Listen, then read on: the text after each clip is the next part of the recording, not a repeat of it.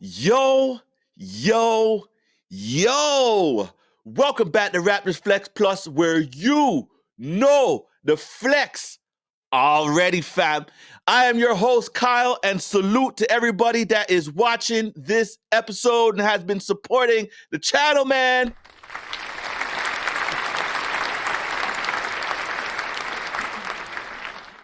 Love, peace, respect, all that, man. All that, yo. Like, you start out a channel with 0 subscribers, and the plan is just to continue doing something that you love and just continue building it. One goal that I had at the near the end of December, if you've been checking in with me, was that I wanted to get to around 50 subscribers so that we can give away the official Raptors Flex Plus toque. We are up to 51 subscribers, so thank you so much for all the love and the support.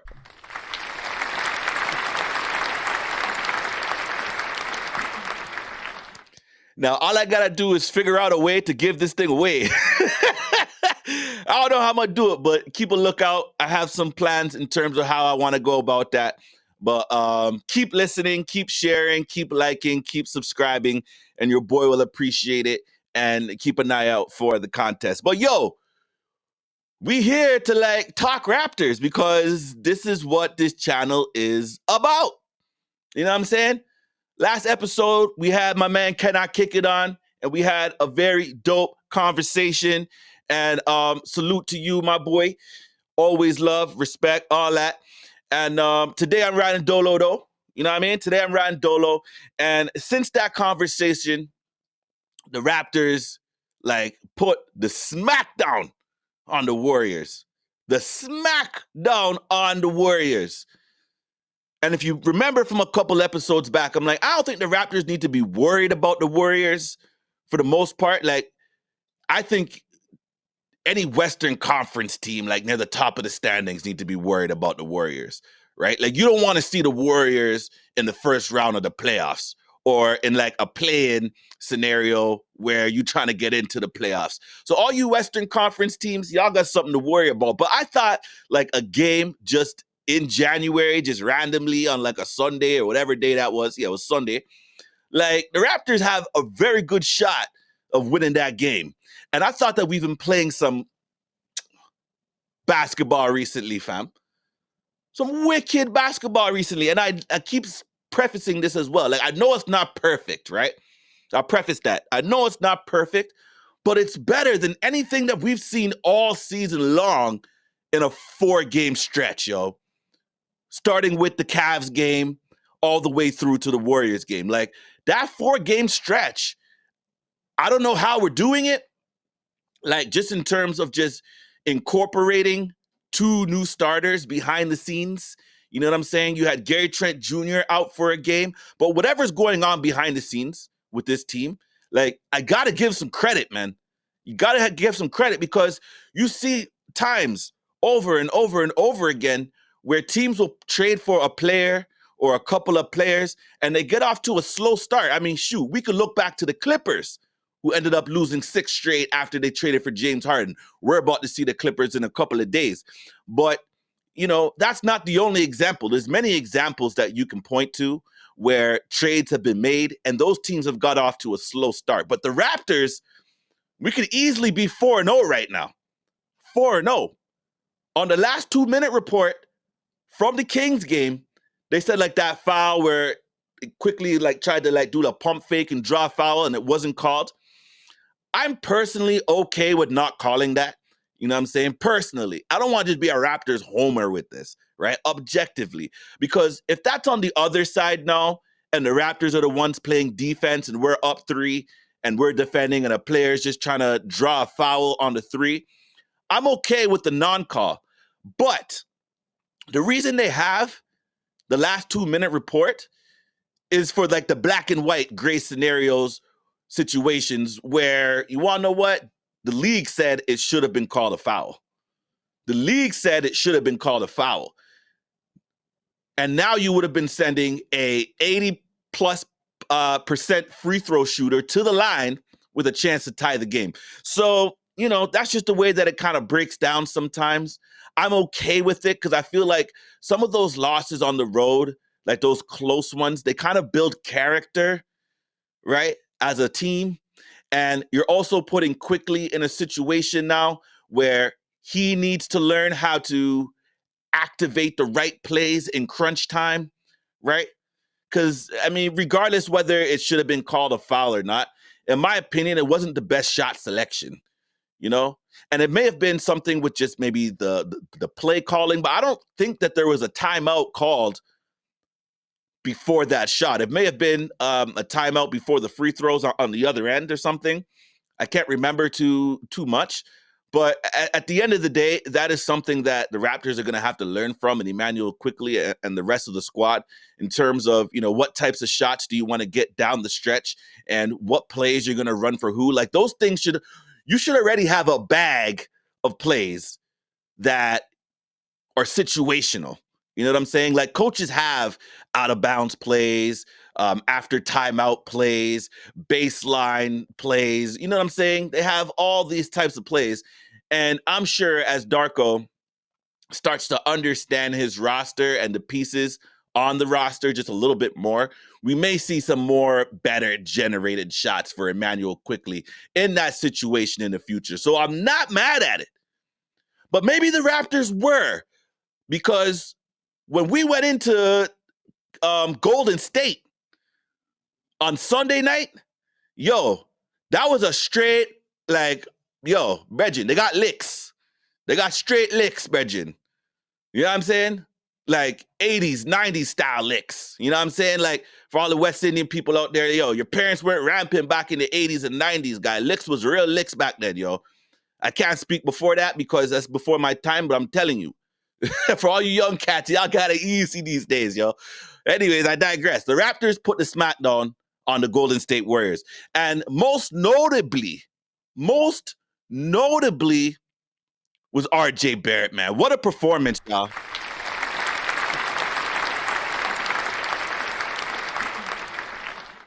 Listen, man, I'm not here to pin the fan base against each other and, downplay other players in order to prop up other players.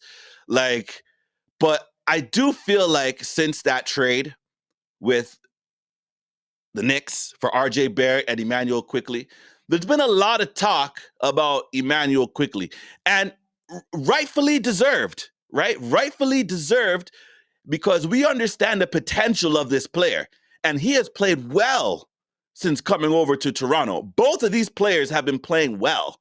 You know what I'm saying? But if you talk about the full rounded out game, right? All around game, RJ Barrett has been just as good as any other player on the Toronto Raptors squad over these last 4 games, right? Now, last night, it was a lot more evident. Or what was it last night? Sorry, Sunday night, right? I'm recording this on Tuesday because, man, Monday, I was just not myself. So I'm going to digress here for a little bit. Anybody that knows me on this channel, and those of you that are subscribed and don't know me, but you're getting to know me, I'm not just a one sport guy, right? I love me some NFL, American football, depending on where you are in the world. I'm just going to say American football, but here I'm just going to say football, right? The Miami Dolphins are my team, okay? They've been my team since I was a young kid, right? Now, this team was up 3 games in the division with 5 games left in the regular season. They haven't won a division since 2008, right? 2008. And somehow, some way, these guys squandered the lead in the division. And then on Sunday night, during the Raptors game, the Miami Dolphins and the Buffalo Bills played for the AFC East championship, right? So the winner wins the division, right? And the Dolphins go and lose that game after they're up in the 4th quarter of the game. And I'm sure you probably heard Jack talking about it on the Raptors broadcast, because Jack kept saying, the Bills this, the Bills, man. He was just vexed up that the Bills were losing, guy. They kept saying it on the broadcast, But I'm on the other side of things now, guy. Anyways, they lost. they lost, and I was just cheesed up Monday. I'm like, guy, I don't even have the energy to do my Raptors podcast. And I should just be like ecstatic, you know what I'm saying? That like the Raptors just went to Golden State and slapped them up. You know what I'm saying? But anyways, it is what it is. The Dolphins are in the playoffs. I'll be tuning into that on Saturday night. Okay, Raptors. Had to get that off my chest, yo. That's the good thing about having a podcast. I'm just getting random stuff off my chest right now, yo. So I apologize to everybody. Like, yo, what's this guy talking about? Yo? I thought it was a Raptors podcast. It is. Stay tuned. Let's carry on. Okay, so RJ Barrett last night or Sunday night just had an offensive explosion. 37, 6, and 6. Okay, the highest scoring game so far this season for the Raptors is Pascal Siakam at 39 points, all right? RJ Barrett almost beat that in just his fourth game as a Raptor. You know what I'm saying? Just his fourth game. So, he is like taking this differently in terms of what it means to play for his favorite team, what it means to play for your hometown. You know what I'm saying? Your home city, your home base, your yard. You know what I'm saying? He's taking it different, yo. It hits differently. Like a lot of players don't get this opportunity to come home and play, right? Especially being Canadian. There's only one Canadian franchise. So you got like one to choose from. You know what I'm saying? Versus if you're from New York, you could play for the Knicks, or you could play for BK, or if you play for the Clippers, you could play for the Lakers if you're from LA. Like, you know what I'm saying? Like, there's a couple other options.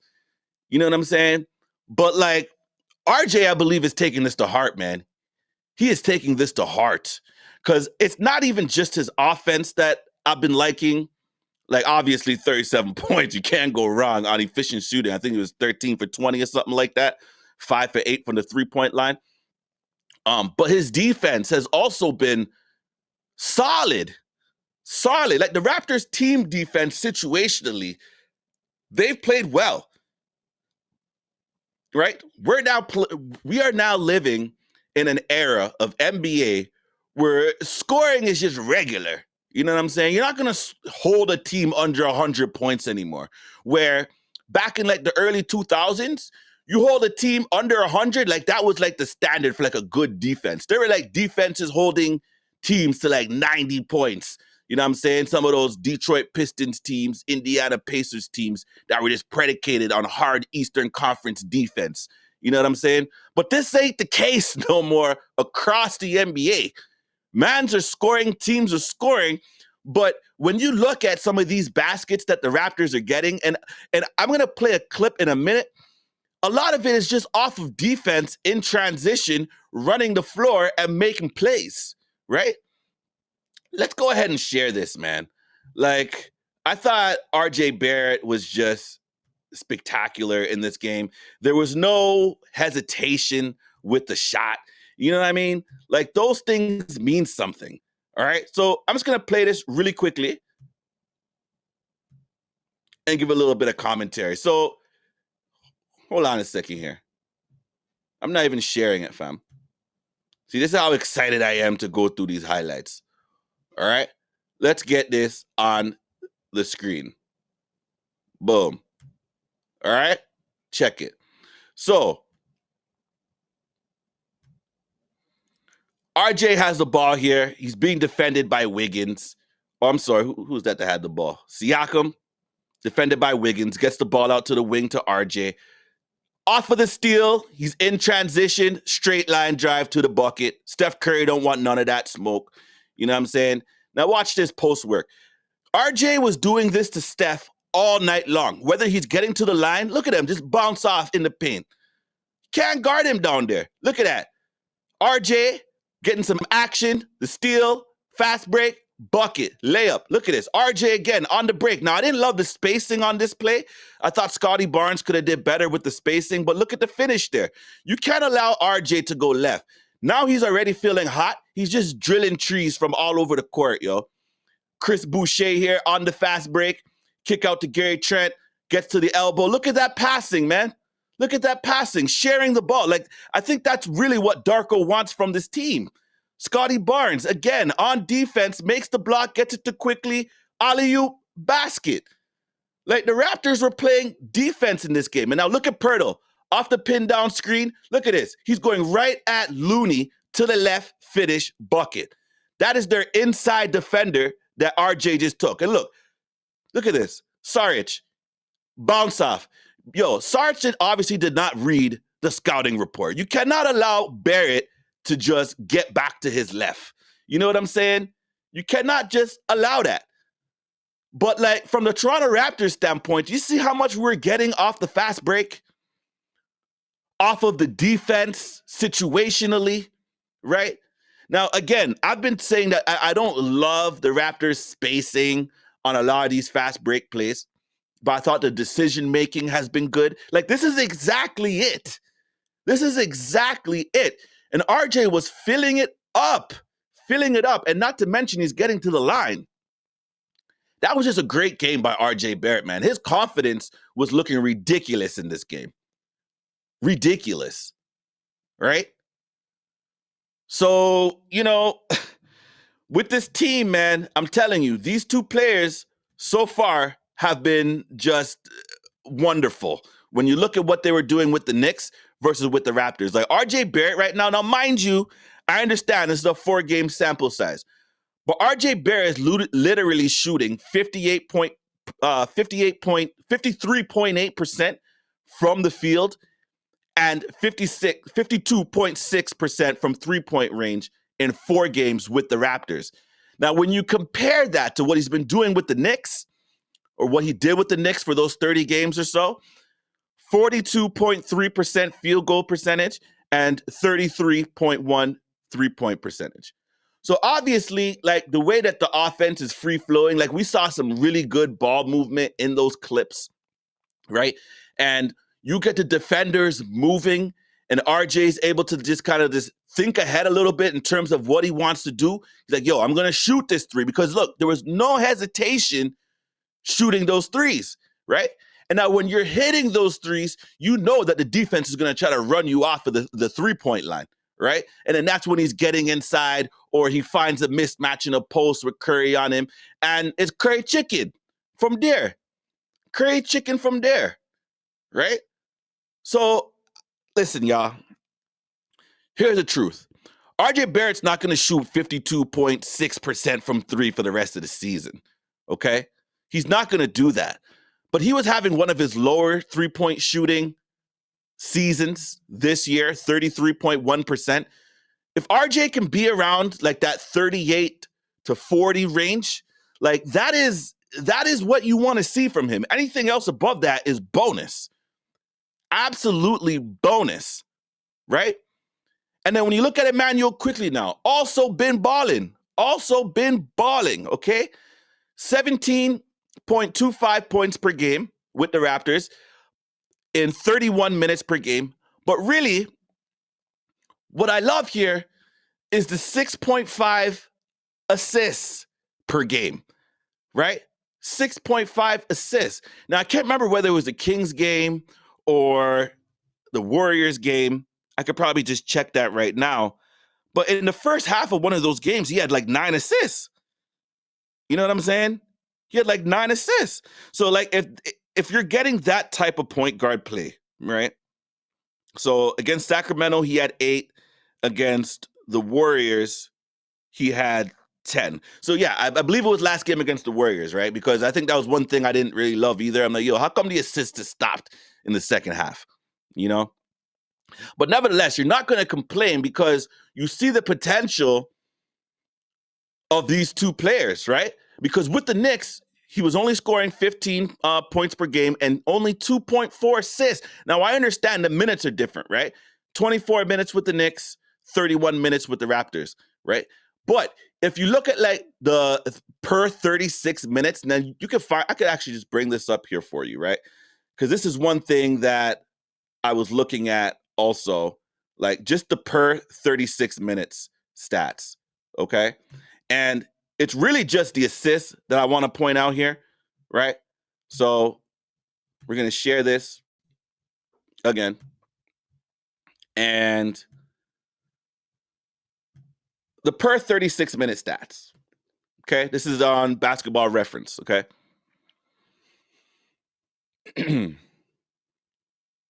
Oh, went too far. Per game, totals per 36 minutes. Okay. Look at the assists. 7.5 assists per 36 minutes versus with the Knicks, he's only at 3.7. Right. So even though the scoring per 36 minutes is up with the Knicks and down with the Raptors, right? Slightly, the assists are significant because he's getting 4 more assists, you would think, per 36 minutes, which even if you just count that as twos, you know what I'm saying? That's 8 points versus the 4. Sorry, that's 16 points versus only getting 4 with the Knicks, and that's just another 8 points. So, I mean, he's being more productive as a Raptor is really what I want to get to with that, right? He's being more productive as a Raptor. So these two players alone, I don't want to say alone, but in terms of what we're looking at with the Raptors in totality, right? The last 4 games, the Toronto Raptors have averaged 125 points per game. 125 points per game in these 4 games that we have Quickley and Barrett on the roster. That is literally in that stretch 4th in the NBA. Prior to that, we were 18th in the NBA in scoring points. Now, I'm not saying that we're going to be able to just keep up this level of play on the offensive end in terms of scoring and stuff, because once teams start looking at the scouting report a little bit more, like, again, I don't know what Sarge was doing, trying to like let Barrett get back to his left. You know what I'm saying? Like things like that, small little things. This may come down a little bit as teams start to understand what the Raptors are doing. But as long as we are executing, it's more than doable. It's more than doable to be at the upper half of the league, right? The upper half of the league. And when you look at field goal percentage, prior to the trade, we were 13th, right? Poeltl was shooting like 70%. Now you get these 2 other players, and after the trade, we're 4th again in field goal percentage. 4th. Like, our offense is looking different, y'all. And this is why I've been saying for the last few episodes, I am just so optimistic, because the eye test alone is telling me that this is a better team. This is a better team. Okay? Now, if you even look at the 3-point shooting, right? The last 4 games, we're up at 40.4% in 3-point shooting, right? We know that this team has been struggling to put any consistency together from the 3-point line for like the beginning of the season and stuff, right? Now, again, I don't know if these numbers are going to sustain, because you look at Barrett shooting 52% and those types of things. But like, you also see Siakam starting to get his threes going off. Scotty Barnes, yeah, he had an off game shooting last night or on Sunday against the Warriors. But like, I'm not too worried about that, because Scotty has had some down games already this season, but he's been way, way, way up more than he's been down. You know what I'm saying?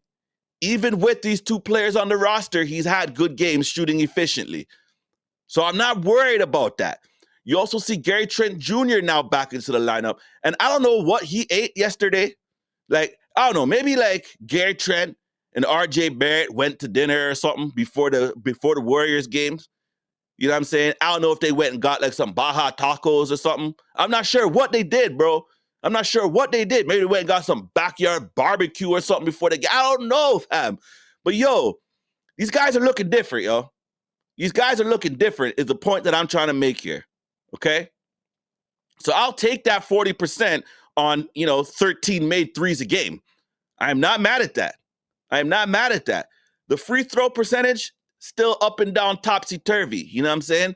We need to get better with that. But like overall, I feel like this team is shooting better from the free throw line, right? We haven't seen games now recently where like the team is shooting like 50% or sub 50% from the line. You know what I'm saying? Like it hasn't been perfect in a lot of games, but we've seen like in this 4-game stretch, but we've seen two really good games, one average game, one not so good game shooting the free throws, you know? But if we're able to do something in these two categories, I'm totally just on board with seeing what this team has. You know what I'm saying? And there's been a lot of conversation around the Pascal Siakam stuff, right? Are the Kings trading for him? Are they not trading for him? Like, you know what I'm saying? Like, all these teams are interested, the Indianas and whatever, you know? And like, even Kanai made some good points, you know, that I can't even deny in terms of, you know, we want our younger players to develop, right? Our younger stars to develop, right? So Siakam could be a little bit of cog in some of that plan. But like, when y'all look at this trade stuff, right? I want to share this with y'all because this is literally the point that I'm trying to make when it comes to Raptors trades and things of that sort. Okay? Let me just make sure I am sharing this. Okay, right. So this is courtesy of Hoops Hype, right? Toronto Raptors rumors, all those types of things, you know? So basically, it said the Raptors and Kings were in active conversations around Pascal Siakam, revolving around Harrison Barnes. And basically, Shams is saying at this point, the only way it gets started is if Toronto comes back to Sacramento, right? Now, there's another report, and I'm about to get back to that Harrison Barnes thing too, okay?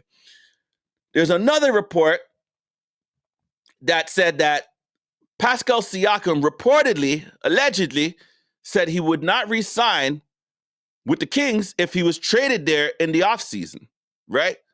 So they're saying that's what ended the talks with Harrison Barnes, right? Around Harrison Barnes and draft capital. And, you know, listen, y'all, from an NBA player standpoint, right? You can't get vexed at Siakam, right? I'm not saying anybody is vexed. I'm just saying you can't get vexed at Siakam because this is an opportunity for him now to secure another bag, right? Like you got to like look at your opportunities in the NBA and you only get so many opportunities to pull down like big bag contracts. You know what I'm saying? Big bag contracts. I know for some of us little people we're like, yo, these guys are making millions. It doesn't matter. But fam, why would you just stop your earning potential if a team is willing to pay you, you know what I'm saying, 200 million or whatever it is that he's asking for? I think it's 230, 240, something like that, right? Like, I'm not mad at Siakam for this. I'm not. Like, there's no way that unless I'm on like a real championship contender, you know, and I haven't won a championship, and this may be your best opportunity to win a championship, then maybe you take a hair less on your contract, right? But the Raptors right now, we are developing and we are building, you know? We are developing and we are building. And I'm well aware of that. And I still say, like, I don't think we should be so quick to trade Pascal Siakam, especially for Harrison Barnes and draft capital. Now, I don't know if there are other pieces attached to that, but like the only way that I want to trade Pascal Siakam to the Kings, like real talk, yo, if Keegan Murray is not in the deal, then there's no deal. We're not talking, fam. We're not talking. Like, that's what I would be if I was Masai and Bobby. You know what I'm saying? Now, I'm not them. They have a vision for the team. Maybe they just want to unload some salary, right? But I had to look at this. I'm like, well, maybe that's it. But then here, yo, I'm going to share this again. All right, I'm going to share this next thing with y'all. All right? I would do a little bit of research today. You know what I mean? So, yo, am I sharing? Now I am. All right. Check this out. So I'm like, okay, maybe they might just want to get an expiring contract. You know what I'm saying? Free up your books a little bit, try to figure it out. You know what I'm saying? But look at this man's contract right now, y'all. Look at this man's contract. he is signed through the 25-26 season. Now, maybe this is a steal at 17, 18, 19,000, but yo, like, this is not a spring chicken, dog. You know what I'm saying? He's not like a new player. Like, this guy had a championship with the Warriors back in like 2012 or whatever year that was. You know what I'm saying? Like, Harrison Barnes been around, 31 years old. You know what I'm saying? 31 years old, 11 years in the league. Like, this is not an expiring contract, yo. So you're telling me that this is a player that should be traded for Pascal Siakam? Maybe it is. So if that's the case, then they must have somebody else's first round draft pick or something, you know what I'm saying, where we could get like some real good draft capital back in that type of trade. All right. So I decided, well, let's take a look into that. Right? Maybe that's a real thing. But yo, Regin, fam, Raptors Flex fam, check this out, yo. Check this out and tell me if I'm bugging, yo. Tell me if I'm bugging. Put it in the comments, okay? They have an Atlanta Hawks protected top 14 pick. Not bad. Okay. Like, yeah. All right. That could go on, you know what I'm saying? That could go on, but I don't know if I really love it. Bringing Harrison Barnes back with, this year plus 2 more left on his contract. I don't know, man. Maybe it's an asset. But then, like, after that, they got the Blazers' second round pick, which could be a nice little pick up there. And then they have their own, and then they got the Mavericks. So I'm like, okay, let's see what they got in 2025. They got nobody else's pick 2025, and this is a upper echelon Western Conference team. So you expect them to be somewhere in like the mid 20s or so. Like if they take a next step this year and they get out the first round, maybe it might be like similar to like a Raptors situation where they might come through and just get swept this year. Who knows, man? Right? Because the 4-5 matchup, I think right now is Sacramento and the Clippers. You know what I'm saying? But nevertheless, man, I don't know. Would y'all do something like that for Pascal Siakam, man? Like, personally, I'm just not feeling it, dog. I'm just not feeling it, yo. I don't like it, yo. I want Keegan Murray, fam. I really do. I really do. You give me Keegan Murray, and then we could be like, a little more flexible on like the draft capital and that type of stuff. Now, I understand the money needs to work, right? So if Harrison Barnes is getting 17, I'm not sure how much Siakam is getting. I could check that right now, actually. I've checked it in the past, but at the same time, I didn't look at it this morning, right? So Siakam salary. So let's look at spot track here. So Siakam right now in the last year of his deal, right now he is earning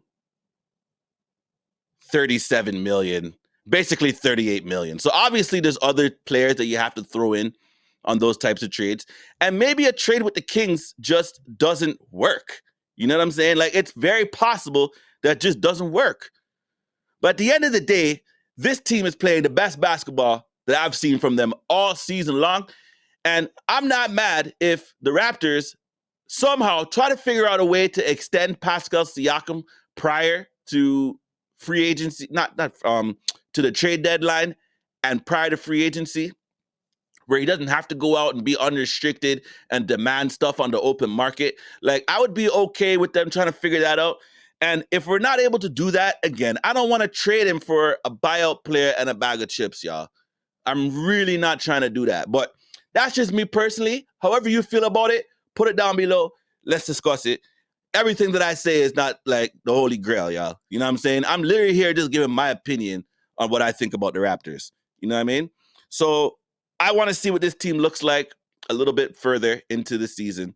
Try to figure out how to re-sign Pascal in no matter what that bag is, because it then becomes a tradable asset for the future, right?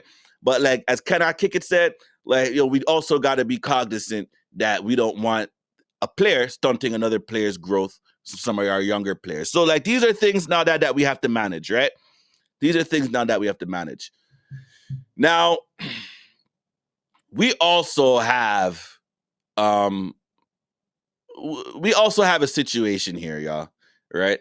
So like Jakob Poeltl got hurt, y'all. Jakob Poeltl got hurt. Okay? Now, they're making it sound like this is only like a one game situation, where Poeltl is out. But like, these are the things that I was super worried about in terms of not having enough bigs, yo. Not having enough bigs. So we saw the play where basically Poeltl like stepped on Siakam's foot, right? And he turned his ankle in the Warriors game. And Jack was talking about it all the way through. He's like, yo, I'm worried about that, yo. Like, I think he said it on like Raptors Tonight or one of these things. He's like, yo, I'm kind of worried about that because Jack's experience is that, and like, anyone that's kind of played basketball as well, you might have had a similar experience. Like, you twist up your ankle and stuff, and then you're able to like play through it because the adrenaline is just pumping or whatever.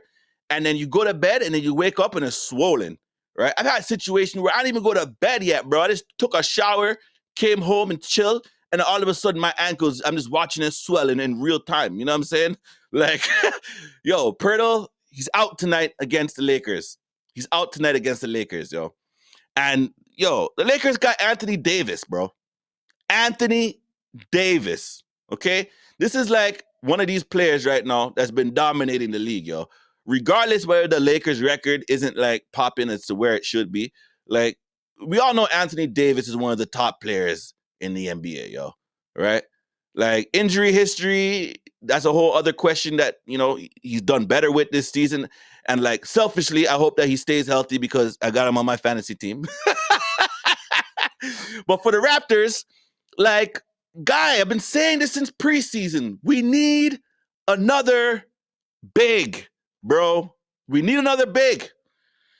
And yo, I was talking to my Uncle Tony the other day, and I called my dad. I was just talking about football, whatever, right? And he's chilling with his brethren. My Uncle Tony came on. He's like, yo, I agree with you. We need another big. I'm like, yes, Uncle Tony. We need another big, bro. We need another big. And then lo and behold, right? That was before the Raptors played that night. Before the Raptors played that night against the Warriors. And then now Poeltl's out, yo. Now Poeltl's out. So Jonte Porter, like, listen, man. I'm liking the minutes that he's giving to the Raptors, yo. I'm liking the minutes he's giving to the Raptors. But listen, guys. Listen, people, man. Ladies and gentlemen. You cannot expect Jonte Porter to just like lock down Anthony Davis. You just can't. That is not my expectation. You can get in his way a little bit and all that, but like, yo, Jonte Porter gets into foul trouble. You're looking at Thaddeus Young and Chris Boucher, right? Chris Boucher is going to play, right? And I just want to say one thing really quickly too about Chris Boucher. Those two games that he had against Sacramento, which the last episode, I forgot to like big up what Chris Boucher did in that game, right? In terms of the comeback, like him and Immanuel Quickley had themselves the best fourth quarter on that Raptors squad. Like shout out to Chris Boucher. And then last night against the Warriors again, another proper game. So Chris Boucher has been playing well recently. Well, okay? But listen, man. Guarding Anthony Davis is like a whole other like animal. You know what I'm saying? It's a whole other animal.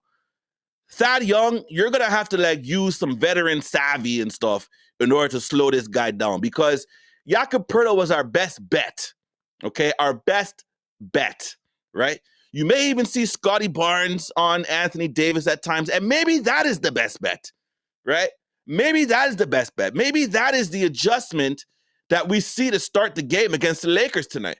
Scotty Barnes on Anthony Davis, right? I'm not sure what the starting lineup's going to look like. I would assume it's probably going to be like Jonte Porter or Thad Young because you love what Chris Boucher is giving you off the bench right now. And like the bench in general, like Dennis Schroeder coming off the bench, Chris Boucher coming off the bench, welcoming back Gary Trent. Like this bench, they looking solid, yo. They're looking solid so far with these new players. We now have 3 players that can come off the bench and do something versus the one previously, right? Because you can't really even count Chris Boucher in there previously because he wasn't really playing that well. But we know that he's a streaky type of guy, right? But anyways, the bench has been playing well. And I think you want to keep Chris Boucher coming off the bench for this game when you're undermanned against Poeltl. You're probably going to put Jonte Murray in there, and then you're going to have Thad Young probably be your first big off the bench if Anthony Davis is still in the game. You know what I'm saying? So not happy about that, man. Not happy about that because that was something that I was calling out all season long, man. Right. And we've been healthy. I'm gonna keep knocking on wood. Hopefully he's back after one game and it's nothing serious, right? Just needs a little time to put up your ankle and just let it, you know what I'm saying? Let the swelling go down a little bit. Right. It's January the 9th, right? There's no reason to rush Poeltl out there before he's ready. And then we end up losing our only real big for like an extended period of time. Okay. So I'm okay with him sitting, but like I hate it at the same time because I just feel like this is just not a good matchup against Anthony Davis. So yeah, man, we got the Lakers and Clippers coming up, right? And they actually played last night. I think it was last night, Monday night. And the Lakers finally like broke their losing streak and they got off the snide a little bit because they weren't playing that well. But I still feel like the Lakers are just like hella vulnerable, right? Like when you look at like the Western Conference, the Lakers right now are sitting at 10th, right? 18 and 19. And, the Clippers are sitting at 4th at 23 and 13. So yeah, I was right about that 4-5 matchup going back to the Sacramento thing. But anyways, it doesn't matter, right? We need to find a way to win 2 of these last 3 games, yo. The last game that we play on this road trip is against Utah, and we know what Utah did to us last time. So we have the 10-11 team, and then we have the number 4 team, okay? Now, on Instagram, I was kind of whining a little bit, I'm making my little fish broth. I'm like, the Raptors are going 5-1 on this road trip. We're going to beat the Kings. But originally, I had said, probably looking like a 4-2 situation. Now, both are still up for play, right? But you got to win at least one of these 2 games against the Lakers and Clippers, right? You can't go into Staples Center and go 0-2, right? You cannot go in the Staples Center and go 0-2. I know that there's bare stars over there. You got Bron, you got AD, you got Kawhi, you got Harden. They got beer mans that are just like playing for the LA franchises right now. Okay, I get that.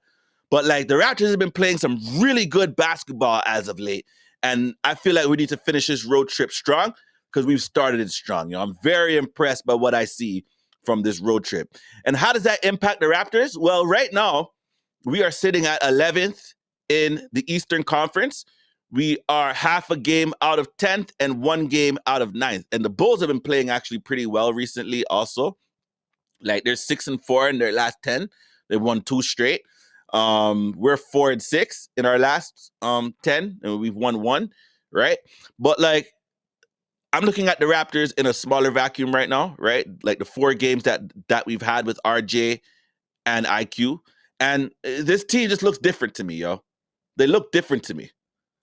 I am not trying to be out here just trading away Pascal so quickly and easily for a Harrison Barnes, yo. Now, I know that that'll help us like build out our bench because you probably got like a Kevin Huerter in there or like a Malik Monk or something in those trades. And maybe that's the way that the Raptors are thinking. But like, I don't know. I feel like you need to go big fish here, man. Go big fish here. Like a young player that is like ascending, right?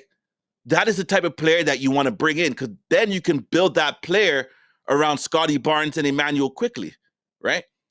And RJ, we know what that contract is. He's here for at least another couple seasons, right? And he's been playing well. So like RJ's not going anywhere. Quickley's not going anywhere. Barnes isn't going anywhere, right? We know the conversation is whether Pascal is going to be traded or not. And my feeling is that it's very possible, but I would just like to see some proper value in return for Pascal Siakam, man. So, yeah, y'all, that is what is popping for today. So, if you made it to the end of this video,